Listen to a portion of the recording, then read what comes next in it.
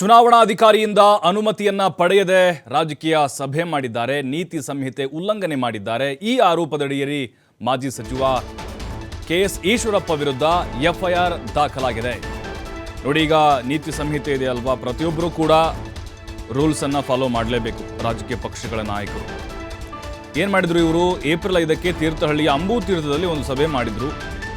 50ರಿಂದ 60 ಜನರನ್ನ ಸೇರಿಸಿ ರಾಜಕೀಯ ಪ್ರೇರಿತ ಭಾಷಣ ಮಾಡಿದ್ರು. ಕೆಎಸ್ಸಿ ಕುರ್ಚಿ, ಹ್ಯಾಂಡ್ ಮೈಕು, ಸಭೆಗೆ ಅನುಮತಿ ಪಡೆಯದೆ ಕಾರ್ಯಕ್ರಮ ಮಾಡಿದ್ರು. ಸಭೆ ನಡೆಸಿದ್ರು. ಬಂಡಾಯ ಅಭ್ಯರ್ಥಿ ಈಶ್ವರಪ್ಪ ಅವರ ವಿರುದ್ಧ ಈಗ ಎಫ್ಐಆರ್ ಆಗಿದೆ. ಶಿವಮೊಗ್ಗ ಜಿಲ್ಲೆಯ ತೀರ್ಥಹಳ್ಳಿ ತಾಲೂಕಿನಲ್ಲಿ ಅಂಬೂ ತೀರ್ಥ ಅಂತ ಹಳ್ಳಿ ಬರುತ್ತೆ, ಅಲ್ಲಿ ಸಭೆಯನ್ನ ಮಾಡಿದ್ರು. 50ರಿಂದ 60 ಜನ ಸೇರಿದ್ರು. ರಾಜಕೀಯ ಪ್ರೇರಿತ ಭಾಷಣ ಮಾಡಿದ್ರು. ಅಲ್ಲ, ಅನುಮತಿ ಪಡಿಬೇಕು.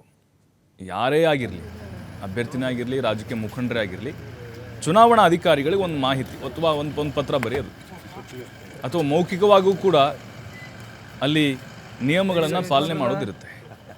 ಆದರೆ ಈಶ್ವರಪ್ಪನವರು ಅವತ್ತು ಮಾಡಿರಲಿಲ್ಲ. ಈಗ ಅವರ ವಿರುದ್ಧ ಎಫ್ಐಆರ್ ದಾಖಲಾಗಿದೆ.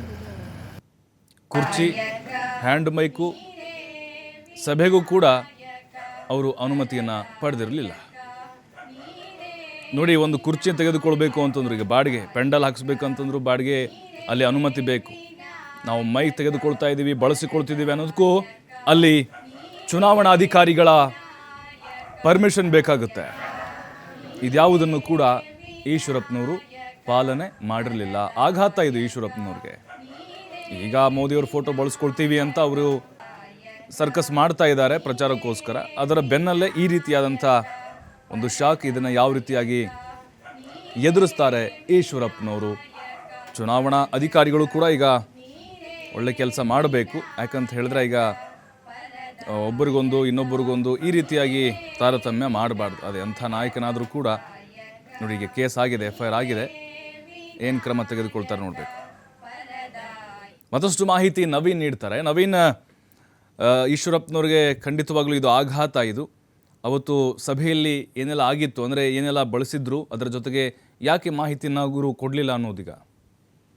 ಹೌದು, ಪ್ರಮುಖವಾಗಿ ಈಶ್ವರಪ್ಪನವರು ಈಗಾಗಲೇ ಶಿವಮೊಗ್ಗ ಲೋಕಸಭಾ ಕ್ಷೇತ್ರದಲ್ಲಿ ಬಂಡಾಯವಾಗಿ ಸ್ಪರ್ಧೆಯನ್ನ ಮಾಡ್ತೇನೆ ಅಂತ ಹೇಳಿ ಘೋಷಣೆ ಮಾಡಿದ ನಂತರ ನಿರಂತರವಾಗಿ ಸಭೆಗಳನ್ನ, ಪ್ರಚಾರ ರ್ಯಾಲಿಗಳನ್ನ ಎಲ್ಲವನ್ನ ಕೂಡ ಮಾಡ್ತಾ ಇರುವಂತದ್ದು. ಶಿವಮೊಗ್ಗ ಕ್ಷೇತ್ರದಲ್ಲಿ ಅಂದ್ರೆ ಶಿವಮೊಗ್ಗ ಲೋಕಸಭಾ ಕ್ಷೇತ್ರ ವ್ಯಾಪ್ತಿಯ 8 ವಿಧಾನಸಭಾ ಕ್ಷೇತ್ರಗಳಲ್ಲೂ ಕೂಡ ಅಬ್ಬರದ ಪ್ರಚಾರವನ್ನ ಮಾಡ್ತಾ ಇದ್ದಾರೆ.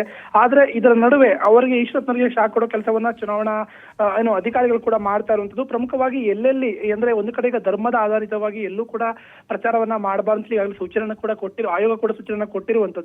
ಇದರ ನಡುವೆ ಶಿಕಾರ್ಪುರದಲ್ಲಿ ಕಳೆದ ಕೆಲವು ದಿನಗಳ ಹಿಂದೆ ಒಂದು ರ್ಯಾಲಿಯನ್ನ ಮಾಡಿದ್ರು. ಆ ರ್ಯಾಲಿಯಲ್ಲೂ ಕೂಡ 10 ಬೈಕ್ಗಳಿಗೆ ಅನುಮತಿಯನ್ನು ಪಡ್ಕೊಂಡು 50ಕ್ಕೂ ಹೆಚ್ಚು ಬೈಕ್ಗಳನ್ನ ಬಳಸಲಾಗಿತ್ತು.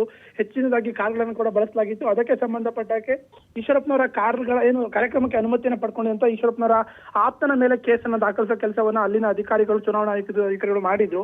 ಪ್ರಮುಖವಾಗಿ ಇದೀಗ ಮತ್ತೊಂದು ಈಶ್ವರಪ್ಪನವರ ಪ್ರಚಾರಕ್ಕೆ ಸಂಬಂಧಪಟ್ಟಾಗಿ ಮತ್ತೊಂದು ಕೇಸ್ ಕೂಡ ದಾಖಲಾಗಿರುವುದು ತೀರ್ಥಹಳ್ಳಿ ಠಾಣೆಯಲ್ಲಿ. ಅಂದ್ರೆ ಕಳೆದ 2 ದಿನಗಳ ಹಿಂದೆ ಶಿವಮೊಗ್ಗದ ತೀರ್ಥಹಳ್ಳಿ ತಾಲೂಕಿನ ಅಂಬೂ ತೀರ್ಥ ಭಾಗದಲ್ಲಿ ಈಶ್ವರಪ್ಪನವರು ಪ್ರಚಾರವನ್ನ ಮಾಡಿದ್ರು. ಅಂದ್ರೆ ಅಂಬೂ ತೀರ್ಥದ ರಾಮೇಶ್ವರ ದೇವಸ್ಥಾನಕ್ಕೆ ಭೇಟಿಯನ್ನು ಕೊಟ್ಟು ಅಲ್ಲಿನ ದೇವಸ್ಥಾನದಲ್ಲಿ ಪೂಜೆನ ಸಲ್ಲಿಸಿ ಅನಂತರ ಅನತಿ ದೂರದಲ್ಲಿ ಒಂದು ಅರ್ಚಕರ ಮನೆಯ ಅಂಗಳದಲ್ಲಿ ಒಂದು ಸಭೆಯನ್ನ ಮಾಡಿದ್ರು.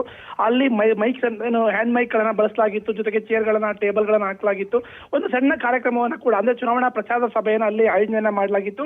ಈಶ್ವರಪ್ಪನವರು ಕೂಡ ಹಿಂದುತ್ವದ ಬಗ್ಗೆ ಒಂದಷ್ಟು ಮಾತನಾಡೋ ಕೆಲಸವನ್ನ ಮಾಡಿದ್ರು. ಜೊತೆಗೆ ಯಡಿಯೂರಪ್ಪನವರ ಕುಟುಂಬದ ವಿರುದ್ಧ ವಾಗ್ದಾಳಿ ಮಾಡೋ ಕೆಲಸವನ್ನ ಕೂಡ ಮಾಡಿದ್ರು. ಪ್ರಮುಖವಾಗಿ ಅಲ್ಲಿನ ಸಭೆಗೆ ಯಾವುದೇ ರೀತಿಯಂತ ಅನುಮತಿಯನ್ನು ಅಂದ್ರೆ ಚೇರ್ಗಳನ್ನ, ಮೈಕ್ ಗಳನ್ನ ಬಳಸಲಿಕ್ಕೆ ಅಥವಾ ಜನರನ್ನ ಸೇರಿಸಲಿಕ್ಕೆ ಯಾವುದೇ ರೀತಿಯ ಪೂರ್ವಾನುಮತಿಯನ್ನ ಅಲ್ಲಿನ ಈಶ್ವರಪ್ಪನವರಾಗ್ಲಿ ಅಥವಾ ಈಶ್ವರಪ್ಪನವರ ಕಡೆಯವರಾಗ್ಲಿ ಪಡೆದಿರಲಿಲ್ಲ. ಇದಕ್ಕೆ ಸಂಬಂಧಪಟ್ಟಾಗೆ ಚುನಾವಣಾ ನೀತಿ ಸಂಹಿತೆ ಉಲ್ಲಂಘನೆ ಹಿನ್ನೆಲೆಯಲ್ಲಿ ಅಧಿಕಾರಿಗಳು ಇದೀಗ ಕೇಸನ್ನು ಕೂಡ ದಾಖಲು ಮಾಡಿರುವಂತದ್ದು. ಪ್ರಭು, ಥ್ಯಾಂಕ್ ಯು ನವೀನ್ ಮಾಹಿತಿಗಾಗಿ.